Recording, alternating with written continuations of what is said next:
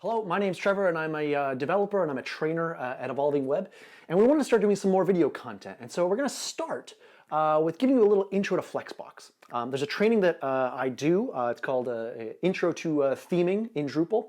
And on the first day we build a theme from scratch. And just as an example, I asked the students who's used Flexbox before? And it's surprising how many people have not. So this is just going to be a real quick crash course into what Flexbox can do for us. And Flexbox was introduced with CSS3 and sort of gives a new way of laying things out on our pages. You've probably used floats before and had to move and shift things around on the page. With Flexbox, we get a much easier, more understandable way of moving things around. So let's dive into it. What I've got here on the screen is a very simple example. I've got three sort of sections here, main content, left sidebar, and the right sidebar. And at Evolving Web, we try to build our sites using a mobile-first perspective, so we got it on the smallest screen size here. And so they're each, got their own background color, and they're all about 200 pixels high. So here it is, and the HTML is set in a good way for accessibility. So if you're using a screen reader, it's going to look at this and it's going to read the main content first, and then go to the other sections, the sidebar 1 and the sidebar 2 right there. So this is good semantically. This is a good way to have our HTML. So here it is. They're stacked on top of each other. Each have 100% width. And I've got a CSS file here. And I've created a media query. And I've said at 768 pixels, give each of these a different width. So the main content will be given 50% width, and the two sidebars will be given 25% width. So let's increase the size of the browser and let's see what happens. Here we go, and there. This is taking up 50%, and then this sidebar and this sidebar are taking up 25%. Now, the issue we're seeing here is that they're not all in the same row. They're not beside each other. So to do this with floats, we would do this. Let's go back to the CSS. We would add this rule here, float left, and float left on all of these. Okay, save that. We refresh, and now they're all beside each other, and that's good. That's what we want. But we got a problem. And the problem is that the left sidebar, it's to the right of the main content. Well, it's a left sidebar. It should be on the left. In floats, it's mentally taxing to get this done. I'm going to show you how to do it as quick as I can here. What we got to do first is we got to add this rule, position relative, on all of this. So on each of these, I'm going to add these rules here, position relative, and I'm just going to copy this to each of these. Okay. Now what we need to do is we need to move this sidebar, this left sidebar here. We gotta pull it here so it's to the left of the main content. And then we gotta sort of push the main content to the right. So we'll start with the main content. We want to push this 25% this way because that's the width of the sidebar. So let's take a look. We'll go left 25%. Let's save that. Let's see what happens. Okay, so it gets pushed left 25%. We got this blank white spot there. So now this left sidebar, we've got to pull it the other way. Okay, and we got to pull it. Well, let's see. Let's put in a value. Let's just see what happens. This is where it sort of gets confusing here. So we'll pull it. We're going to use this rule left. But we got to use a negative value for this, okay? We'll say negative 25%. How much do we have to do it? Let's refresh.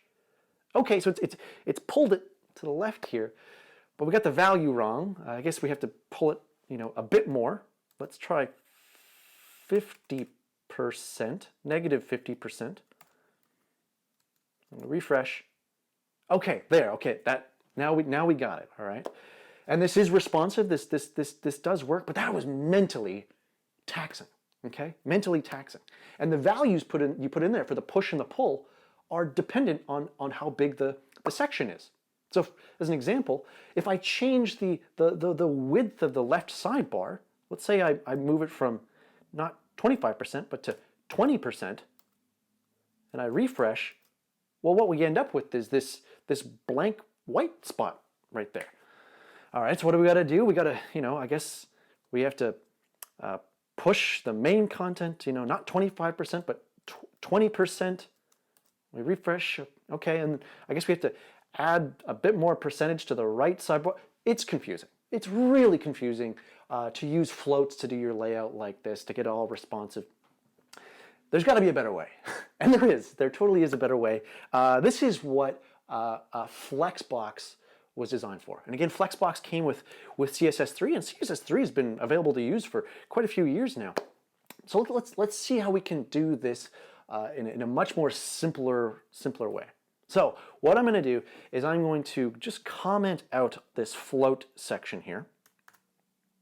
And I've got the Flexbox section here. I'm going to uncomment this.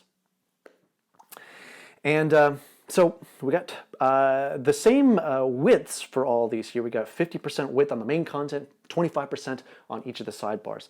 The only difference I've really done here is I've added this rule on the body, or in a real project, any sort of container you'd have for each section.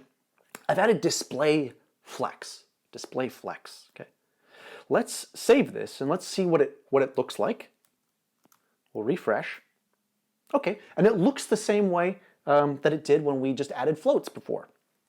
Now, how can we move this left sidebar to the left of the main content? Do we have to do position, relative, and pushing and pulling it in different sections? No, we don't have to do any of that.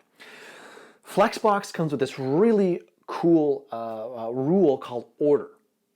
And with order, we can choose which order we want these to be in. Okay. So in this scenario here, we've got our columns here. What we want is this left sidebar to be the first one to show up. We want to have the order 1. And we want this main content to be the second one to show up, order 2. And this right sidebar in the same position where it is right now, but we want it to be in the order 3.